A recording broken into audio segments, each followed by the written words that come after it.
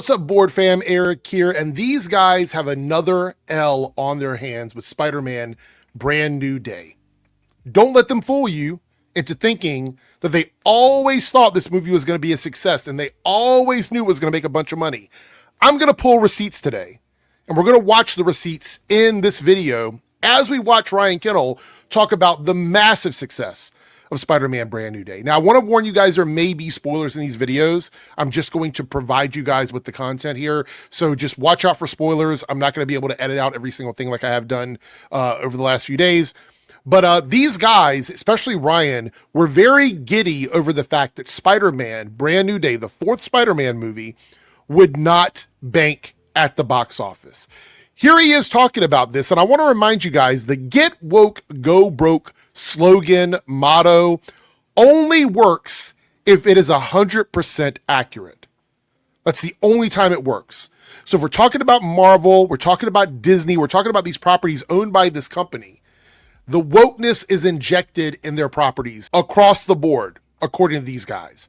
And no matter what they say about this being a Sony film, we're going to look at this and break down what actually is going on behind the scenes while these guys lie to their audience and give them misinformation.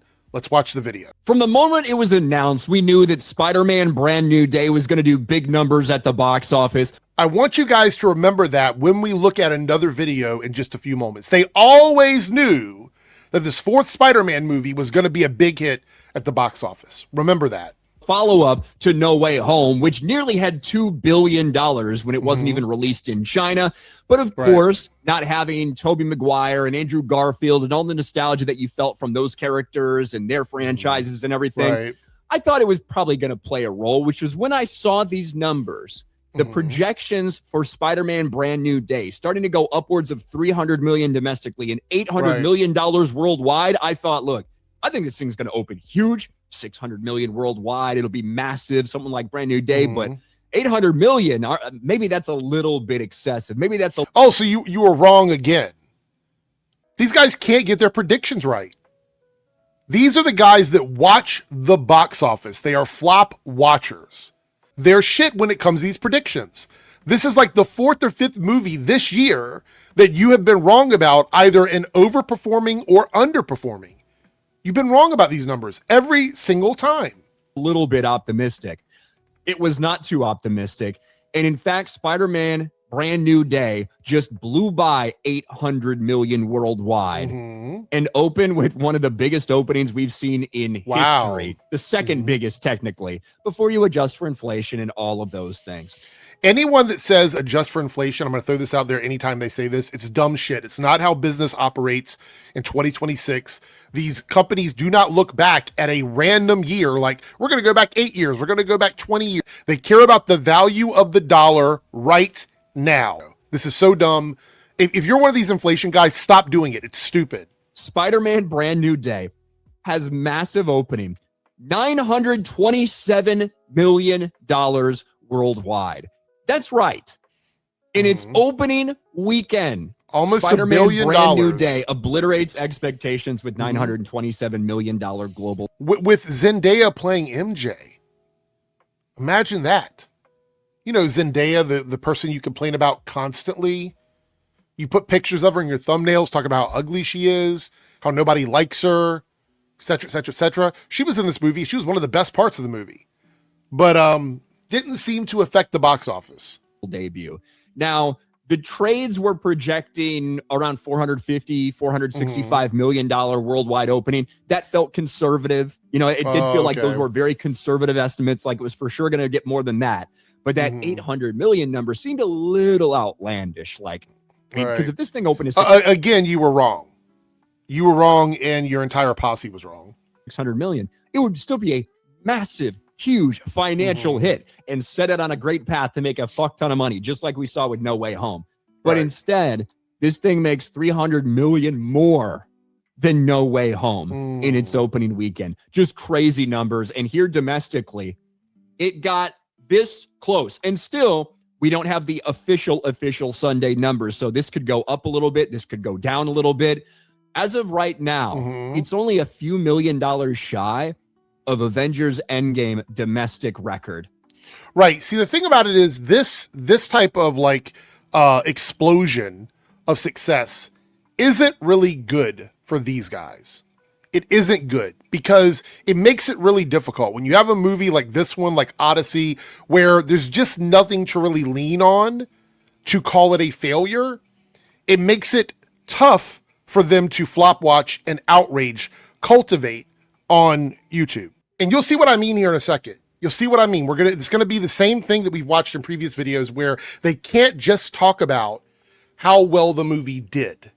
That's not the conversation they can have. They have to have another conversation, somehow throwing shade or, casting doubt or something like that. This is what they have to do because we're going to move into that. Trust and believe. Spider-Man Brand New Day swings to mind-blowing $355 million debut, the second biggest opening weekend in box office history. This thing is enormous. $355 million domestically, right? $572 million internationally, right? For a total of 527 as we speak. Just like we always see, these are the estimates for Sunday, so those numbers could go up a little bit, could go down a little bit. I'm going to say they're probably going to go up a little bit. I think they're going to go up. Again, I'm not some box office expert. I'm not here to tell you guys, oh, this is exactly how much it's going to make. I think it might go up a little bit only because of the international numbers. The international numbers are extremely high for this, and I think there might be a little wiggle room there. We'll see. Again, I'm not going to die on that hill. And by Monday afternoon, we'll have an official number from Sony. And the reason I say from Sony is because we should never forget that Spider-Man is not a Disney Marvel property. Spider-Man is a Sony property. Actually, it's a co-property. This is the lie. This is the beginning of the lie. This is the conflict, outrage marketing that he has to do for his channel. This is a lie. Sony takes on 75%. Disney takes on 25%. And in exchange for this, Disney gets to retain all of the money from the merchandise.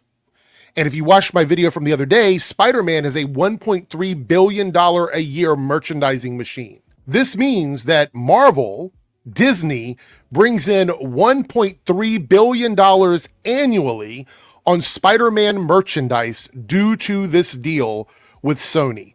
Sony retains 75% of the profit, while Marvel takes 25% of the box office, along with the $1.3 billion of annual revenue off of Spider-Man merchandise. Another important thing here, and this is something that he will never tell you because he loves to spread misinformation, and we're going to jump to the older video now before we watch the rest of this, but the creative team behind Spider-Man, Brand New Day, all of these MCU Spider-Man movies is led by Kevin Feige. They are the creative team that writes, directs, puts these movies together. Everything comes from Kevin Feige, and then Sony, Amy, works with them to sign off on these things for Sony. So Sony doesn't contribute any of the creative side of this. All they do is say yes or no to the decisions that Kevin Feige makes for them. That's part of the deal.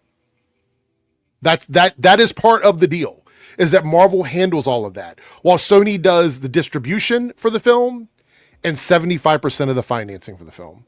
It is a co-produced movie by Sony and Marvel, with Marvel/Disney taking on the creative part of it, the merchandising, and Sony gets to take the distribution and the financing for it. And like home VOD, all of that, most of that is on Sony's side. So this is not a Sony film where they're the ones that made it. Like it's not their directors, their writers. That's not the situation here. And even Ryan knows that. Now here's where the receipts come into play. We're going to watch a video from Ryan. This is from a few years ago when we knew that Spider-Man 4 was coming out, and he was excited about the prospect that this movie was going to be a failure. Let's watch that video. Just for the record, the title of this video is Spider-Man 4 is the next MCU disaster. Disney and Sony clashing after superhero failure. Let's see what Ryan has to say. Over the last few years, while we've seen Warner Brothers Discovery fail with the DC Universe and, of course, Disney fail with the MCU, it looks like Sony is now going into full-blown panic mode after they think that they've completely and utterly destroyed their own superhero universe. Wait, but I thought Sony was the force behind the success of Spider-Man. So how can they simultaneously kill their own universe but also be so good at their jobs that they make Spider-Man successful? Huh. Interesting. The Sony Spider-Man universe, which is surrounded by characters that are not Spider-Man and that people don't care about as much as Spider-Man. Right. Nevertheless, it's something they've been trying to build up. Right. But after the failures of things like Morbius, and now, of course, the disaster known as Madam Web, it looks like Sony feels they may have killed this entire thing. And now it looks like it could even put the MCU's Spider-Man in jeopardy. Sony, gloomy after Madam Web, may have killed Spider-Man universe. Okay. And now it looks like heads are starting to butt when it comes to the future of Tom Holland's character. How could heads butt if Sony is the one making all the decisions, Ryan? Who's butting heads? If Marvel has nothing to do with anything when it comes to these MCU Spider-Man movies and it's all Sony, who's butting heads? It's almost like it would be two studios working together on something, and the financial side of it, which is Sony, and the creative side of it, which is Marvel, would be butting heads. But that would mean you'd have to admit that it isn't just a Sony film. You'd have to admit that. Let's see if you do. In the MCU. Disappointing updates given on Spider-Man 4 isn't looking so hot. Spider-Man 4 rumored to be a mess. Oh, no. It's claimed the fourth Spidey movie is the next MCU movie to be suffering from major problems. Oh, you're so excited. And apparently a lot of it just stems from differences of opinions between Disney and Sony, of course.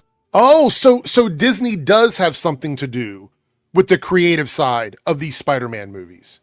That's crazy, because I literally just watched a video from you from like a day ago where you said, don't forget that this is a Sony movie, insinuating that Disney and Marvel and Kevin Feige don't have anything to do with the creative success of the film. That's kind of crazy. They're in this production together. We've known that. Oh, one of the only bright spots for the MCU stems from differences of opinions between Disney and Sony. Of course, they're in this production together. We've known that. One of the so we've known that. So we've known they're doing it together. But I clearly remember just a second ago, you were reminding us not to forget it is just a Sony movie. Huh. Only bright spots for the MCU post-Endgame was Spider-Man No Way Home. Made nearly $2 billion worldwide, but of course, that didn't really mean a whole lot for Disney because Sony has the rights, because the deal they've worked out, not only is Sony take care of most of the production for that movie, but Disney only gets about 25% of the profits from a big smash hit like that. And all of the merchandising, t-shirts, hats, jackets, pajamas, candy, deals with other businesses that use Spider-Man. Oh, it's a $1.3 billion annual income from Spider-Man merchandise, which I would say is a pretty good deal because they get 25% of the box office. So the box office is like $2 billion. They get 25% of that. And then they also get the $1.3 billion that they would make from those things, from toys and stuff like that. So it sounds to me like they're in a good position. They get to use Spider-Man in movies in exchange for Kevin Feige and his team being involved with the creative process of the Sony distributed Spider-Man movies. So in exchange for that, they get to actually use Spider-Man in their crossover movies. They get to keep all of the money from the merchandising and 25% of the box office. That's actually a really good deal, which is why they did it. Well, now Spider-Man 4 might be the next thing they want to do, and apparently the differences of opinion, whether it's because Sony's in panic mode now over what's happening to their universe, or whether it's because Disney just wants to do something else, they're butting heads and they're clashing over this. What should come as no surprise, Spider-Man 4 is the next Marvel movie rumored to be a big mess. Wait a minute, I thought these guys weren't flop watching. I thought that Ryan clearly said that from the moment this movie was announced, meaning we knew Spider-Man 4 was being worked on, from that moment on, that it was going to be a big hit. I think he said that at the beginning of his video. So it's interesting that in this article where they're talking about the upcoming Spider-Man 4 movie and the behind the scenes rumors make it sound like he's flop watching it. that he's not thinking it's a big success. Maybe I heard it wrong. This isn't a long video. Maybe in this video, he's like, it'll do $1 billion. Maybe that's what he says somewhere. I don't know. Rumors claim Spider-Man 4 is currently suffering behind-the-scenes issues. Different rumors offer that Kevin Feige is trying to decide whether or not to make the movie a street-level film or make it another massive multiverse movie. Well, why would Kevin Feige make that decision? He's not Sony. He's Disney. He's Marvel. Why would... I mean, I thought Sony... Wouldn't it be Amy making that decision? Avi, somebody over at Sony would be doing that? Oh, I don't know.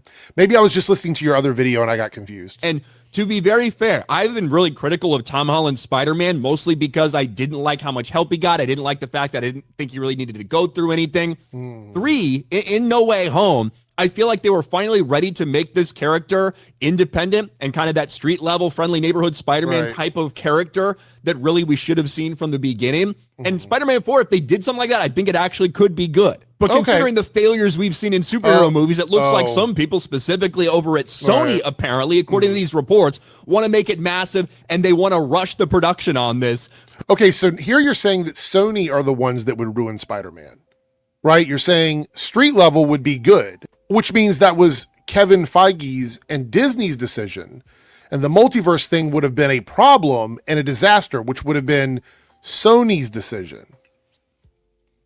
Did you forget all of this when you made your recent videos? Probably because of how badly they're doing in their own universe. Oh, okay. It's further claimed that Sony wants to make Spider-Man 4 ASAP and release it in 2025. That would be very aggressive. That would mean 5 Marvel movies in 2025. I don't. Right. So again, Sony making a poor decision about Spider-Man. A poor decision about Spider-Man. Just want to remind you about that. I don't think that's going to fucking happen. Marvel Studios already has 4 films on the 2025 release schedule, including Captain America, Thunderbolts, Fantastic Four, and Blade. There's no way Blade happens. I think that gets delayed. I think. Well, I mean, he was right about that. Fantastic Four gets delayed too, honestly. Well, I gave you too much credit too soon. You were right about one, wrong about another, and so we're back at 0. 4 to the release schedule would mean 5 Marvel MCU movies released that year. That would be nuts. It's further claimed that Feige and Marvel Studios don't want Spider-Man 4 released in 2025, but want to push it to 2026 and release the flick before Avengers: The Kang Dynasty. Okay, so that adds up, right? So Marvel, Kevin Feige, again, the people that don't have anything to do with this movie, because apparently it's just a Sony movie, they're the ones that wanted to move Spider-Man to 2026 and put it out before the Avengers movie, which ended up becoming Doomsday. So again, the article was accurate on that, but they're also giving credit to Kevin Feige, Disney, and Marvel, which currently has a May 1st, 2026 release date. This is that rumor. Sony's trying to make Marvel Studios rush Spider-Man 4 and make it ready for 2025, but since 2025 is already so crowded, Marvel wants to take its time and release it then. Tom Holland, Kevin Feige, and Sony are still apparently figuring out if Spider-Man 4 will be a street-level story or a multiverse story. One of the only bright spots they've had, like I said, Spider-Man No Way Home, and it looks like they're already well on their way to trying to fuck that up. So it was flop watching.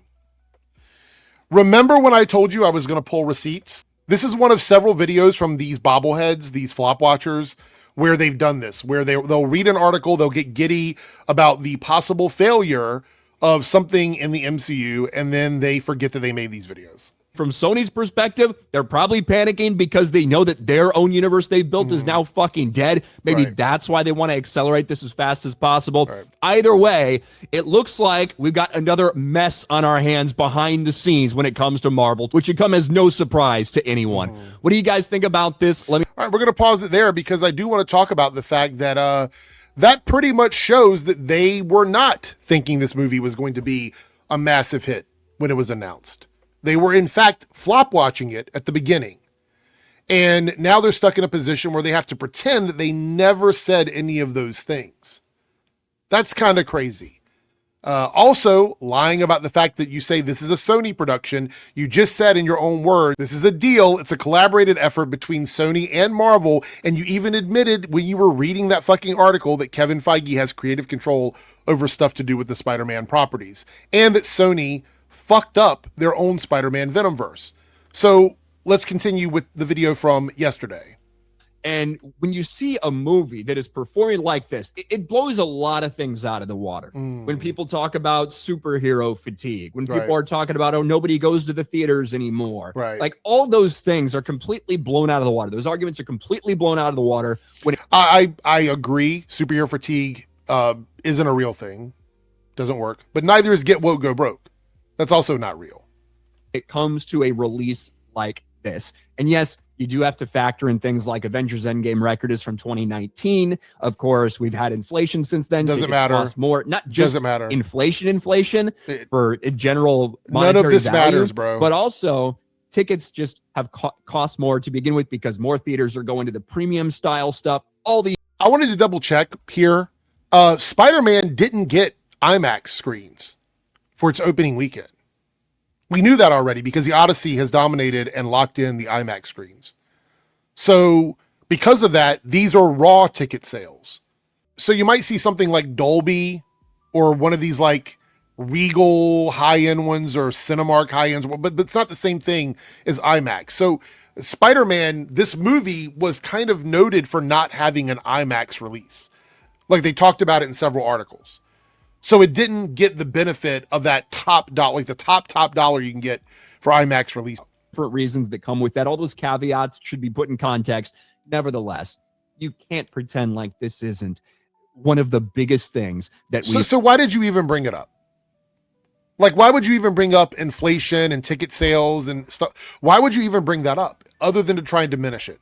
Ever seen, because it is. It's the second biggest worldwide opening in history behind Avengers Endgame. And it really puts things into perspective for Disney Marvel and how pathetic it's been. Oh, how pathetic, considering we've already confirmed that they were the creative force behind Spider-Man Brand New Day. I'll let you continue. Sad it's been because this movie almost made as much money as Fantastic Four, Thunderbolts, and Black Captain America combined. Black Captain America. Bro, like, you don't have to wear racism on your sleeve. You don't have to do that. Like it's just unnecessary for you to constantly do this stuff. Okay? So Marvel gets a great deal out of this. I've already established this. Financially, they're fine. If Spider-Man performs well, it's good for both companies, which is why they continue to do it. Marvel wouldn't continue to be like, yeah, we're just going to take crumbs from Spider-Man. Like, they wouldn't. Secondly, Spider-Man is the largest superhero in the world by a wide margin. Captain America, Steve or Sam, don't even come close to Spider-Man. Thunderbolts is a very niche team. They fudged the marketing on it, but it's not comparable to Spider-Man. Fantastic Four does have some sort of brand recognition, but Fantastic Four was also placed in a spot during the summer where it was going to be dogpiled by other movies. So it's just like this movie, not only do you have Spider-Man, you have fucking Spider-Man as the main character. It's also positioned in a place where it does really, really well. And it's also a movie that people have been waiting for a very long time. It's fucking Spider-Man. I mean, this is just him, once again, doing what I've said these guys do all along. You can't just talk about anything in a positive way. Everything has to go into the negative. In 3 days. It will have made more than them just a handful of days later. It's made more than a lot of movies. It's made more than a lot of films, Ryan. Combined. And, you know, Disney doesn't own Spider-Man. They don't own the Spider-Man IP. They have a deal with Sony where when these movies, he's part of the MCU, Disney gets 25% of the box office profits. Now, it just... In exchange for what? Creative control over the films. There's an exchange. They get creative control over the films because that's what Sony wants. They want Marvel to do it. Marvel also pitches in 25% and gets to use Spider-Man in their movies. That's the full deal. Why don't you say that to your viewers? So it turns out that Marvel has failed so completely and utterly over the last several years that the profit they get from this movie is going to be bigger than any movie that they themselves made for the... Yes, typically Spider-Man is more profitable than every other thing. In general. That kind of crazy. Like Spider-Man as an IP is worth like $40 billion. Like that's the value of like everything in Spider-Man's universe. So yeah, Spider-Man is going to make more money for whoever is getting money from Spider-Man. Like, it's not rocket science. Past several years. That's how sad it is. In fact, it's so sad that Marvel was going to make money. I didn't know that. I didn't know that making 25% of a movie that's already almost at $1 billion in the box office, plus the $1.3 billion in merchandising throughout the year, I didn't realize that's a bad thing for Marvel. I didn't realize that that means they suck because they're making money. State of the Marvel Cinematic Universe. And this is part of the Marvel Cinematic Universe. Shows you that people still will come out for superheroes that they care about, yeah, or superheroes that they trust will be good productions. Yeah, it was so safe to bank on Spider-Man, right? Like, you guys wouldn't have gone to bat for Spider-Man if he were any other character, but you know Spider-Man is an uphill battle to try and take down. And you just took a big L from Nolan, and now you're taking another big L from this one, because I showed the receipts of the video that you made back when they were discussing the production of Spider-Man 4, and you were flop watching it.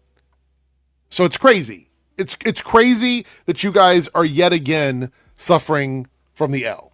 Like Spider-Man. And for me, I was not a big fan of Tom Holland's Spider-Man throughout his entire time in the Marvel Cinematic Universe until the end of No Way Home. Right. And I did like No Way Home. I certainly think there's problems with it and stuff like that. But overall, I did like the movie.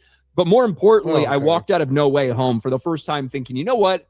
After this sacrifice, after this loss, after what we saw Tom Holland Spider-Man go through, I am actually invested in seeing what happens next with Tom Holland's Spider-Man. Gotcha. And I really enjoyed Brand New Day. Certainly not a perfect movie. Some plot stuff that feels rushed at times. Some things that weren't answered that I wish would have been. Right. And a third act that has a little bit of an issue with a villain, which is a common Marvel thing when it comes to villains. I think some people need to see ramifications for things that they do. That needs to happen more often in the Marvel Cinematic Universe in general. Right. But overall, as a Spider-Man movie, I really liked it. I did. And I think a lot of people are liking it, and that's one of the reasons we saw it explode with this. I would say if it almost made $1 billion on its opening weekend, yeah, a lot of people liked it. I appreciate you pointing that out for us, Ryan. Good word of mouth. But from what I thought were kind of crazy, wild projections when it started coming to the 800 million, it blew past those, and it made almost $1 billion in its opening weekend. Yeah. Just a massive L for you movie. guys. Certainly $2 billion. It should be tracking for over $2 billion. Yeah. The cope is so palpable here because in this video, and let me tell you why it's cope. Okay? Because a lot of people go, well, Eric, what do you mean? It's cope because Ryan had to shift to disparaging Marvel by misleading his viewers into believing that Marvel takes 25% of this film for doing nothing. Think about that for a second. Why would Marvel and Sony have a deal where Marvel takes 25% of a film that they didn't have to give to Marvel? Sony didn't have to bring Marvel in to this deal. They could have just made Spider-Man movies. The reason why Disney gets money is they put money into it and they have creative control. The only thing that Sony can do is veto things. Like if Kevin Feige wants to do something that Sony doesn't like, Sony can say no. But otherwise, the film itself, the conception of the film, the directors, the writers, all of these people are associated with Kevin Feige and Disney movies, Marvel movies. So the concept that they get 25% and all merchandising for a movie where Ryan is making you think they did nothing for the film is crazy. It's just insanity. Especially when a couple years ago when he made that other video, he knew what the deal was. He understood it was a collaboration, and he understood that these two teams work together to make the films. But here in this video, he has to cope with the success of Spider-Man, and therefore he has to lie to his viewers, and he has to make it seem like Sony made this movie in a vacuum, and that it's not an MCU film. And we know that's not true. It is an MCU film. Matter of fact, do you think for a second that they would introduce an important character, Sadie Sink's character, in this movie that's going to establish something big later on and let Sony take the wheel on that? You think Kevin Feige would let Sony take the wheel after Madam Web, after Kraven, after Morbius? after how Venom ended? Do you think he would do that? Like, let's be clear here. Kevin Feige would not let them do that. Not at all. Especially when you pointed out in the other video that Sony had failed with their Venomverse. So if they failed with their Venomverse, why would Marvel go, hey, we're going to put 25% in on the production of this movie, even though you've got a track record of failures, and we're just going to be okay with that? We're okay with throwing money out the window. Why would they fight for the Spider-Man IP in these movies if there wasn't some sort of financial benefit for them? It doesn't make sense. These guys lie to their audiences. This is another L. In the beginning, Ryan was flop watching Spider-Man 4, or Spider-Man Brand New Day as it came to be known, back during the production phase of the movie. And now he can't do that because they can't take another loss like they did with the Odyssey. So they have to play games with their audience. But I got the receipts. Maybe you should take videos like that down. Or did you forget? Did you forget you even made that video? That's crazy, Ryan. If you went on to enjoy this video from me and you appreciate me like exposing these guys for the media grifters they are, the flop watchers they are, the liars they are, all the other stuff, if you appreciate that, please subscribe to my channel, leave a comment down below, leave a like, get us in the algorithm. I'm trying to reach 10K. It's like I'm at 9.6 something as of recording this video. I would like to get to 10K very soon. It's a milestone for me with this channel, and I would appreciate you guys being here and helping out with that. Anyway, I'll see you in the next video. Take care.